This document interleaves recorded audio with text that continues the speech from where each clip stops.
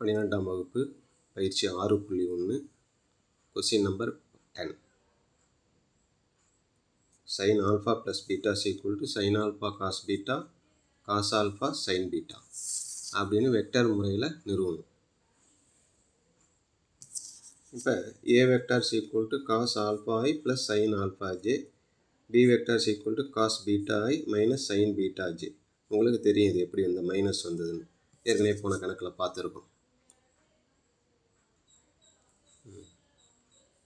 x அச்சு, y அச்சு, இது a, இது b. ஏல வரக்கூடிய ஆங்கிள் கோணம் ஆல்ஃபா, பியில் இருக்கிறது பீட்டா. நம்ம கண்டுபிடிக்க வேண்டியது ஆல்ஃபா ப்ளஸ் பீட்டா.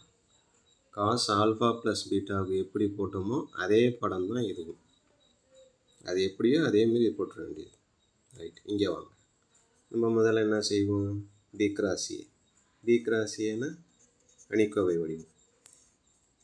ஐ ஜே கே. முதல்ல வந்து பியோட வரிசையில் என்ன இருக்குது? Cos beta minus sine beta. K இல்லை, அதனால் 0. அடுத்தது ஏ.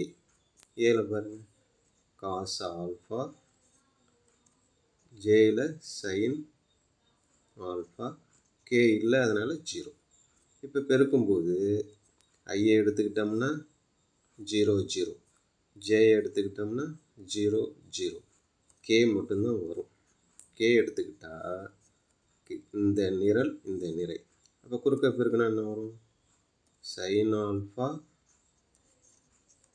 Alpha cos beta. இந்த பக்கம் பெருக்கிறப்போ ஒரு மைனஸ் வரும், இங்கே ஒரு மைனஸ் இருக்குது, அதனால் இது ப்ளஸ் ஆகிடும். Plus cos alpha sine beta.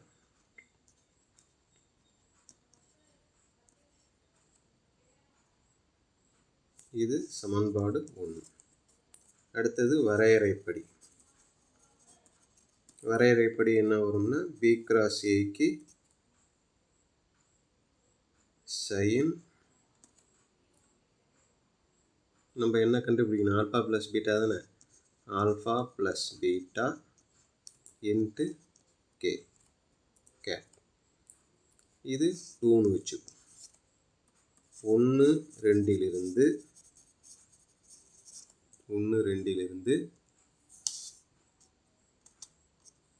Sign alpha plus beta equal to sine alpha cos beta plus cos alpha sine beta என நிறுவப்பட்டது.